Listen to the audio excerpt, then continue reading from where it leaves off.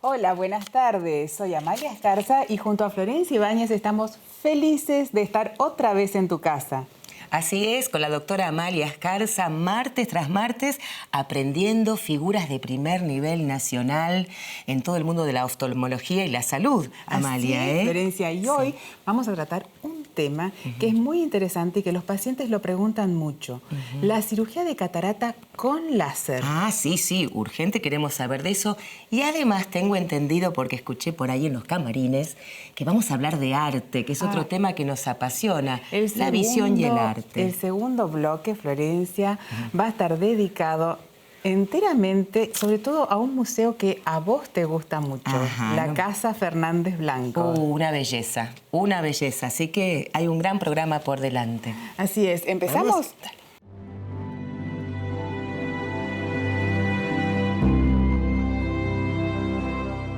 Para hablar de láser en cirugía de catarata, Florencia, tenemos de invitado al doctor Marcelo Esterzowski. Muchas gracias, Marcelo, por venir. Hola, Marcelo. Muchas gracias a ustedes, a vos, Amalia, a Florencia. Muchísimas gracias por la invitación.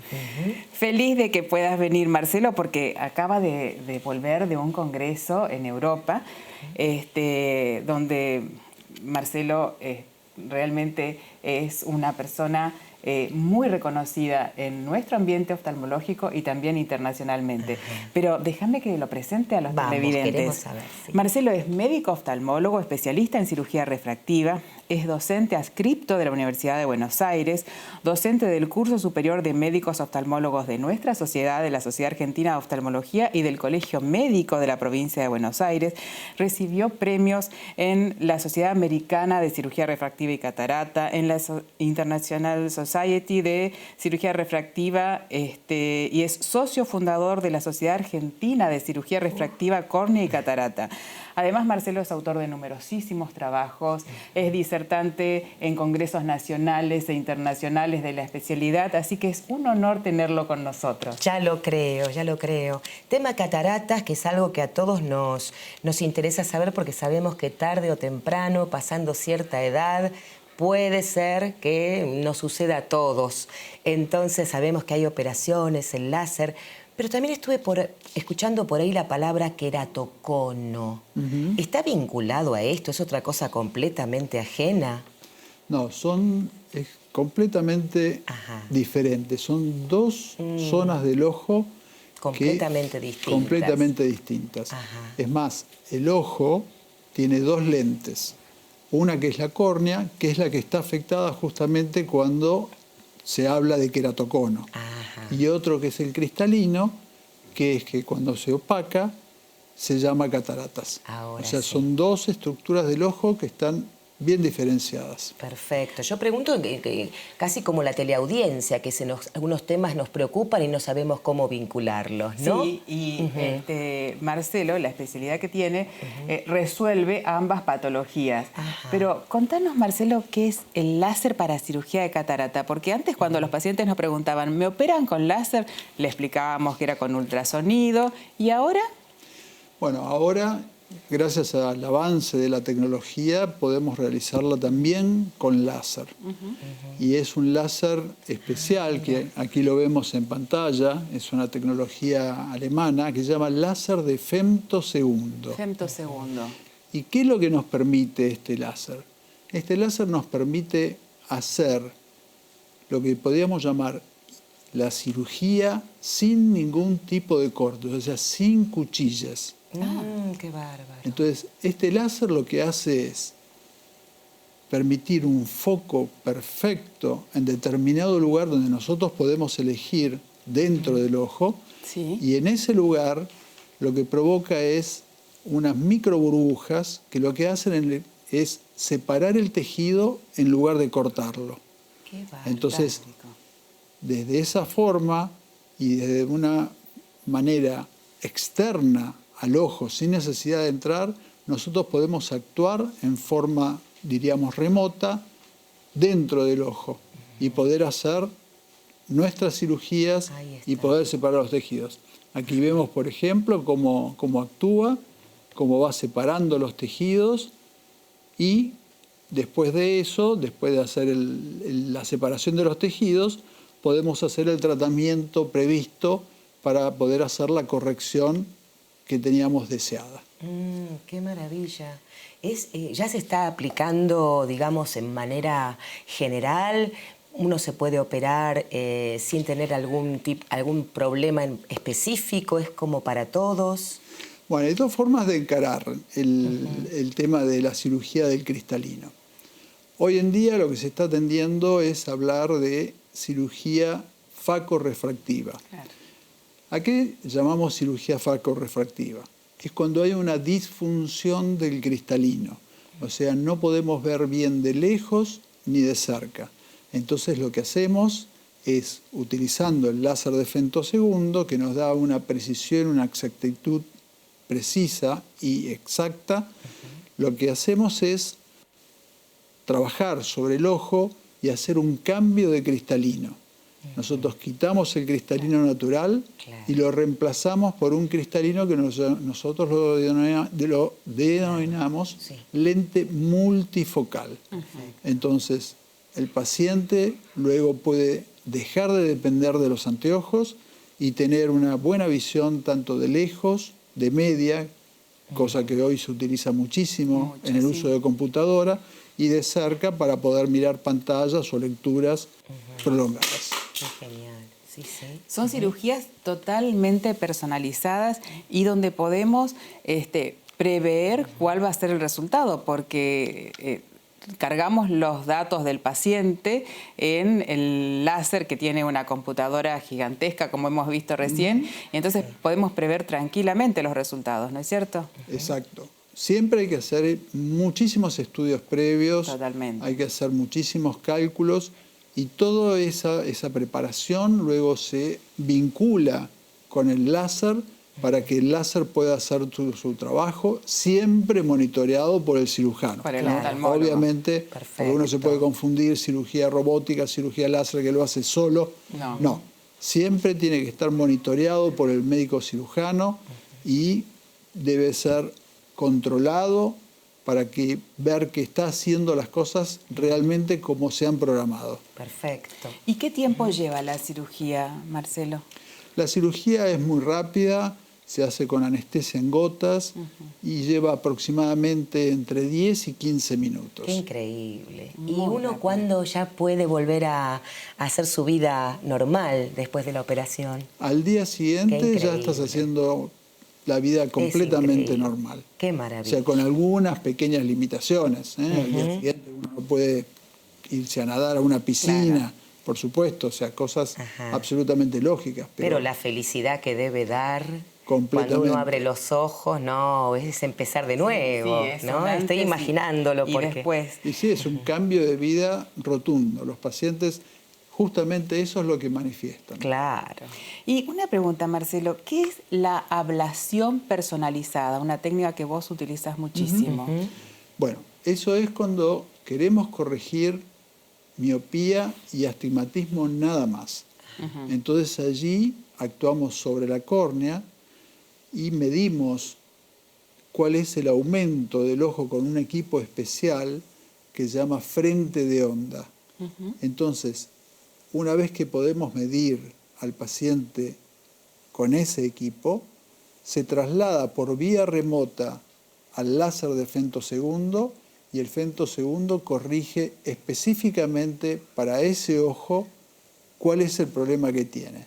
E incluso puede no ser el mismo tratamiento en el mismo paciente en el ojo derecho que en el ojo izquierdo. Entonces, por eso se llama ablación personalizada.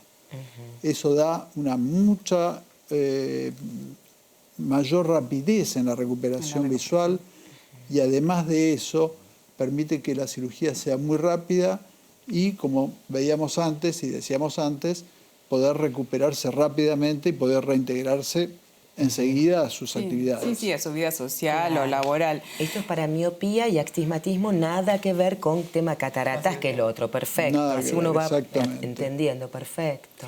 Y todos estos estudios que hay que hacerse antes, ¿no son estudios dolorosos, son estudios rápidos?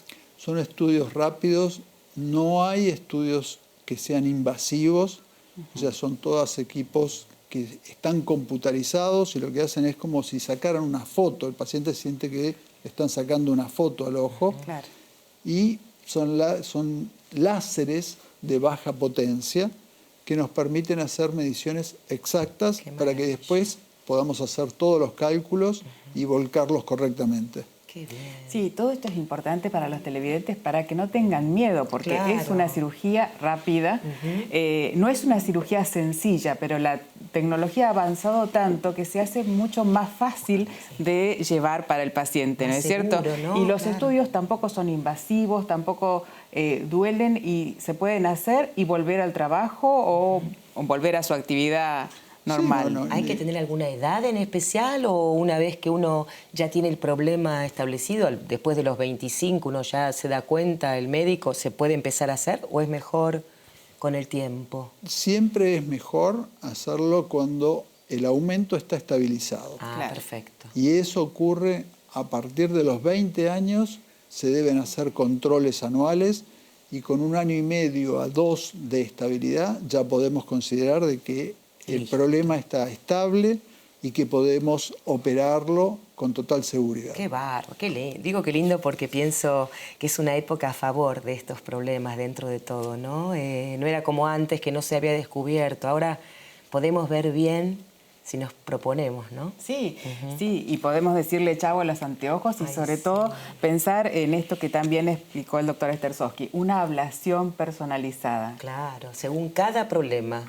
Exactamente. Según cada ojo. O sea, la evolución de la tecnología nos ha permitido tener una exactitud suprema para poder corregir todos estos problemas, tanto en la cirugía de miopía, de astigmatismo, como en los cálculos que hacemos y en la cirugía propiamente dicha de cataratas o de reemplazo de cristalino. Claro, qué maravilla. Muchísimas gracias, Marcelo, porque lo has explicado con una exactitud que yo Sí, creo que sí. a todos nos quedó clarísimo. Muchas gracias y te comprometemos para cuando vengas con otro avance tecnológico como esos que a vos tanto te apasionan, ¿sí? Muchísimas gracias. Gracias. Y con ustedes vamos a una pequeña tanda y enseguida volvemos para hablar de arte.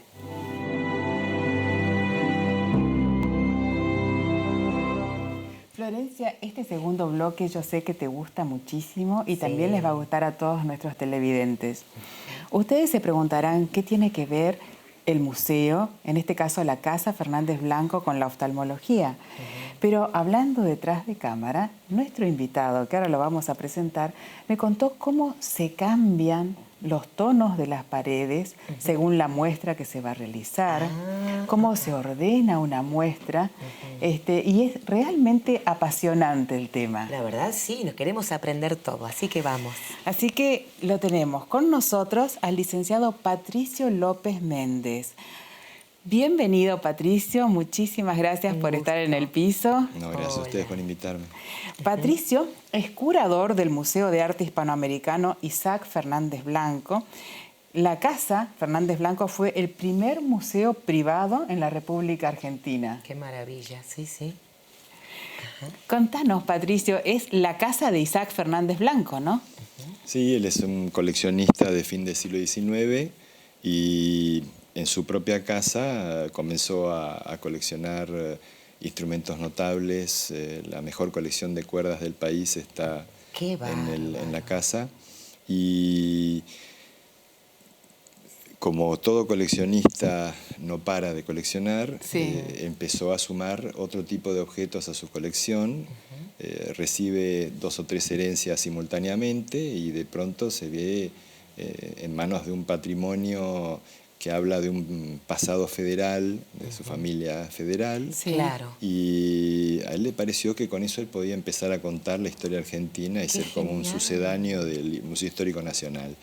Pero él siguió comprando, lo hizo hasta el momento de su muerte en el 28, en 1928, y lo siguió haciendo su yerno como director del museo.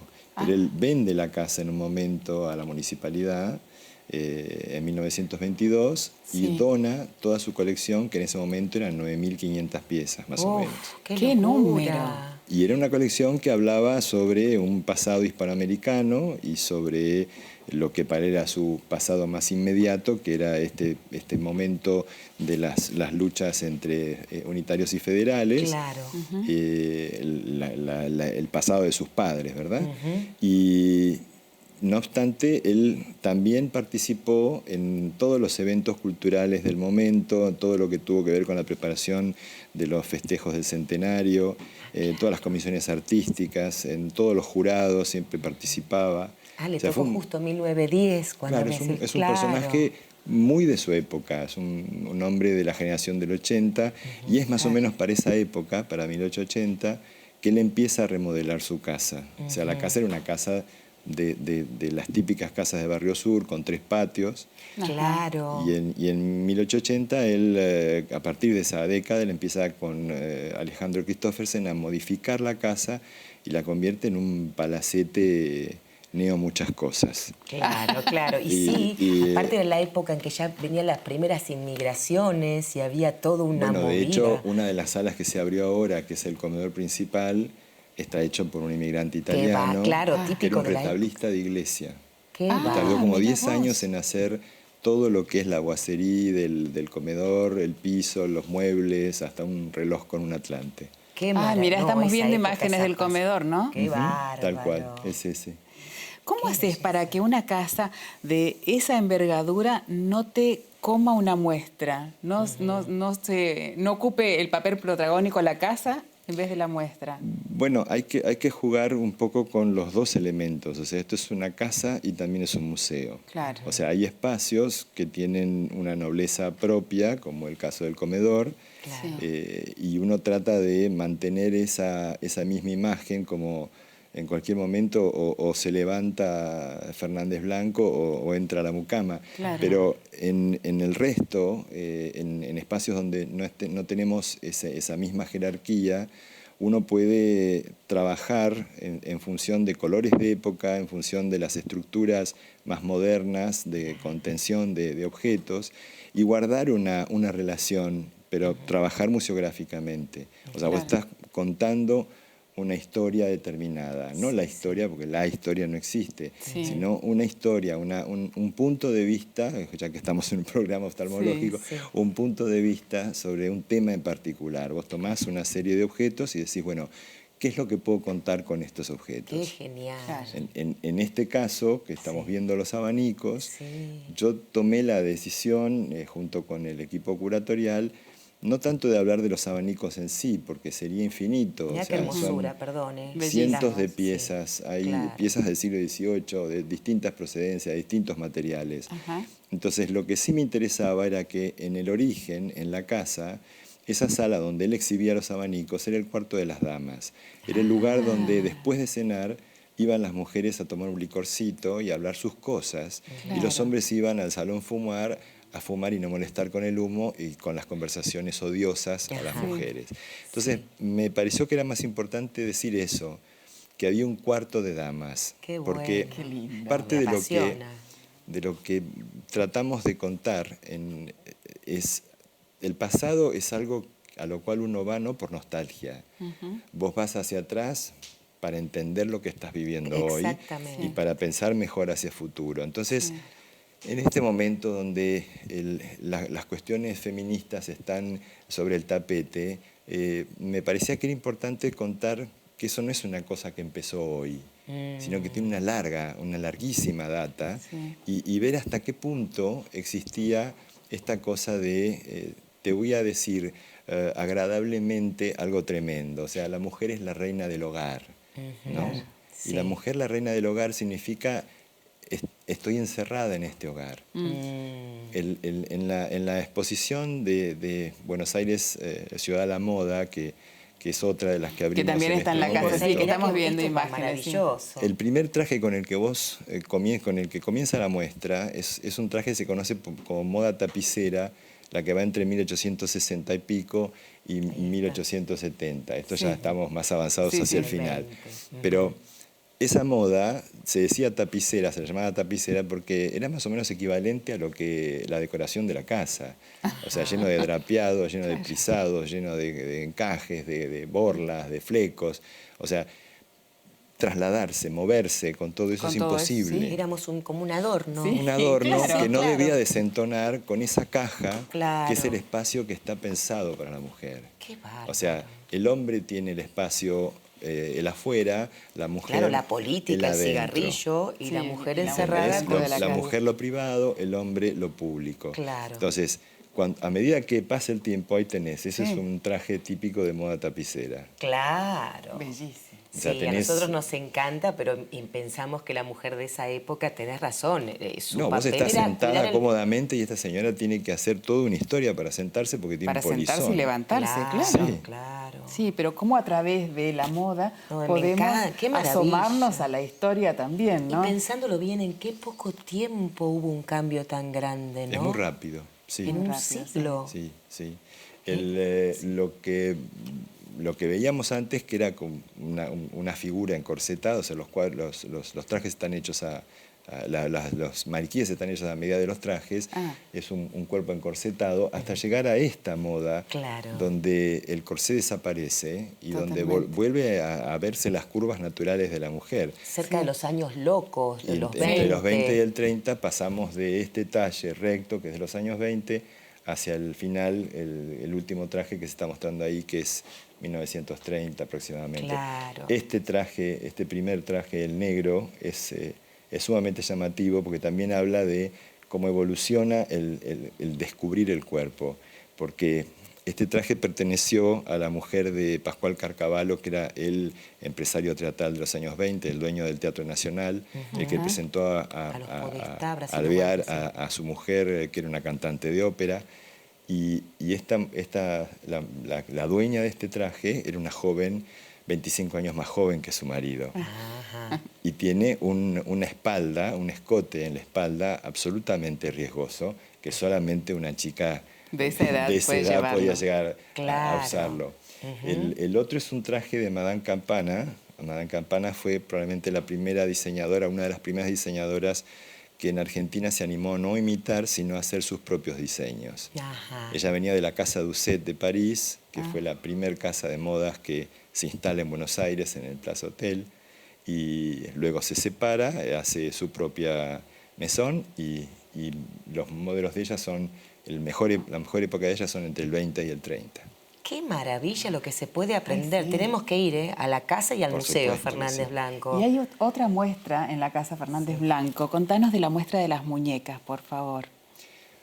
Bueno, las muñecas son la colección de muñecas antiguas más importante de Mira. Sudamérica. Es una donación de las hermanas Castellano Fotheringham, que desde muy jovencitas coleccionaron la mejor época de producción de la industria juguetera alemana y francesa, Ah, ya. Claro. que fueron los líderes durante gran parte del siglo XIX y el siglo XX hasta la Segunda Guerra. O sea, muchos de estos jugueteros eran de origen judío, tanto los franceses como los alemanes, sí. y la guerra misma, sin necesidad de la cuestión de que muchos desaparecieron durante la guerra o emigraron a Estados Unidos o a Londres, y la industria alemana y francesa decae hacia los años 30 y pico con la llegada de la De guerra. la guerra, claro. Todas Pero- muñecas de porcelana, ¿no? La mayoría son todas de porcelana, pero también tenés Ah, la con más las antigua. casitas. No, esto Sí. también es maravilloso. Qué cosa. Ahora, pensá que toda esta colección era de 2 hermanas. Qué bárbaro. Dedicaron Qué su vida a genial. eso.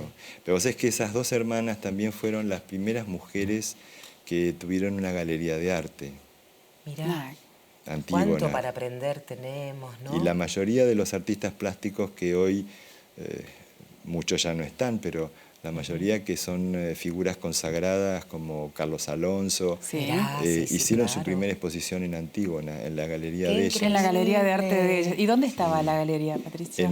Ya no está más, pero estaba donde, ¿cómo se llama?